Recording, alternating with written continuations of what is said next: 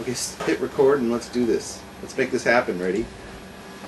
Hey sports fans, another exciting edition of Torah Talk. I'm Levi Ben Abraham, aka Luke Ford, with Rabbi Rabs. This week's Torah portion is Pinchas, which is Numbers chapter 25 verse 10 to chapter 30 verse 1. I didn't realize that virtually all Torah portions end on an upbeat note, except for last week's.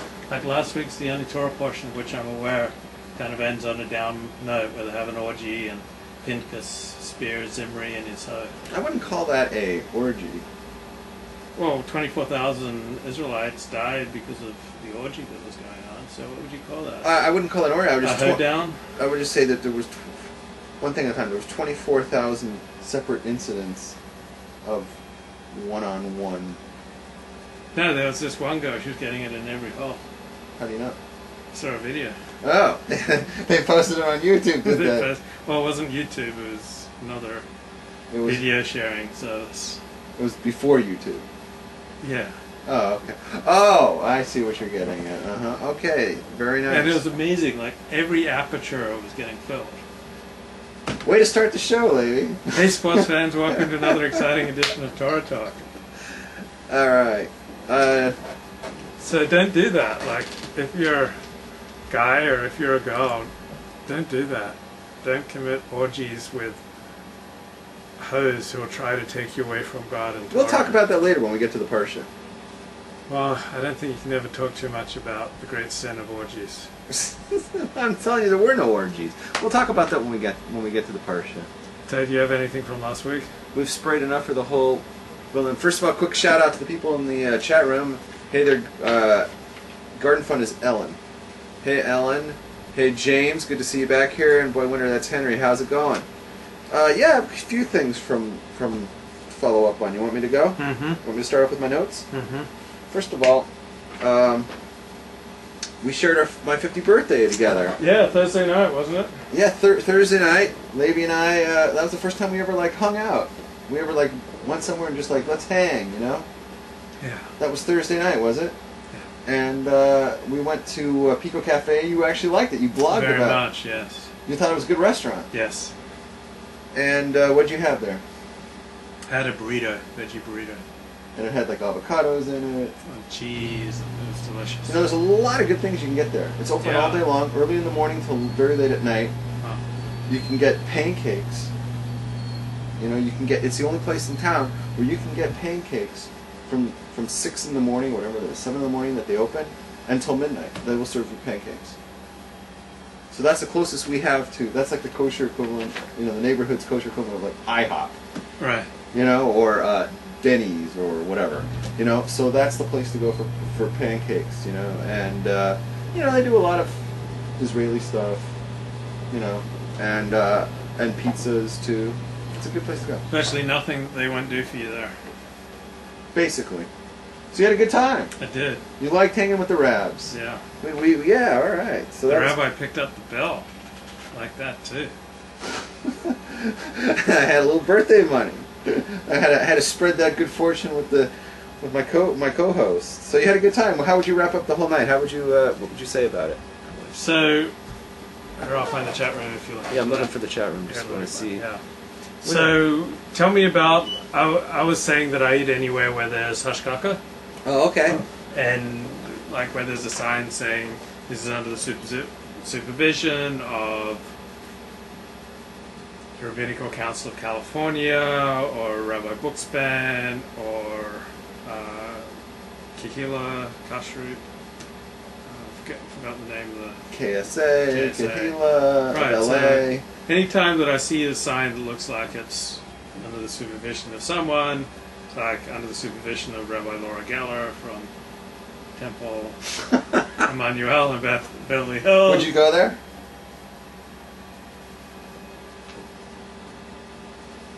I'd think about it.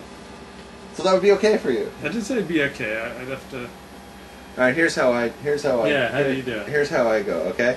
If I saw something in the window and it said Rabbi Laura somebody, I don't care what I don't care what it is, but just said Rabbi Laura, I would not go in there. That's everything I need to know in a nutshell.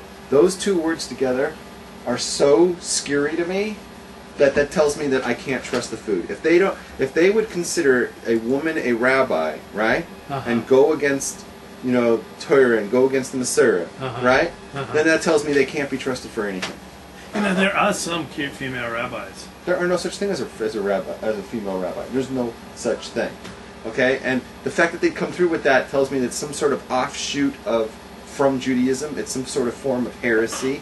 And if they promote heresy and they say, oh, they legitimize heresy, that tells me I cannot trust them for kashrus, because it's like what would that be tantamount to? It's like it's like the food of the kusim. It's like, if you're familiar with this from the Talmud, it's like a group of it's like they're heretics. They're apikorsim, and minimum apikorsim. You're not trusted for their kashrus. It's plain and simple. So not only would I not trust Laura, I wouldn't trust the people behind the counter. I wouldn't trust anybody in there because they're not following Judaism. They don't even believe in Judaism. What if you were going to like a Sikh yoga place and they were vegetarians? Okay, but still not kosher. Well, and they serve some cake or cookies. Can't eat it. Can't eat it because there's ingredients and there's mixtures. They don't keep kosher. They don't have the Torah says they have no ne'amanis. They have no believability when it comes to kosher because they don't keep kosher for the same reasons, might be by accident or coincidence, that the foods they eat are kosher, but they don't care about kosher. Therefore, they can't be trusted for kosher. Even if they say a blessing before the food, like Sa-na. Worse, now it becomes like some Bali Avodah Zorah place. It's like like we learned in this week's parsha about the Baal Por, right? What was the whole thing of Zimri? You brought up Zimri at the end of last thing. So Zimri's whole thing was what?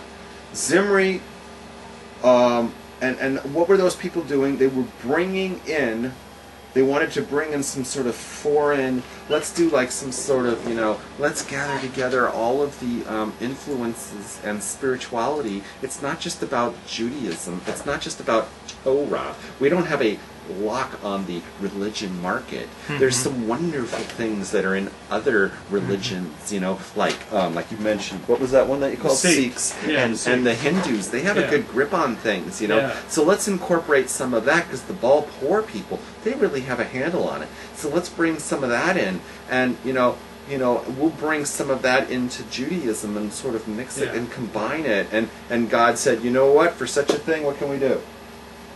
What can we do? What do we do to such a people? You take them and you spear them in public. That's what you do to people like that. You take them and you spear them in public, because the worst thing you can do, it's one thing if privately you don't keep kosher. Privately you don't. It's your own thing. You don't keep Shabbos. You don't keep kosher. But if you bring the hoe right in front of Moses and start penetrating, that's not the problem. That's not the problem. If you want to go have sex with a shiksa, that's one thing. Right? That's one thing. That's between you and God. Right?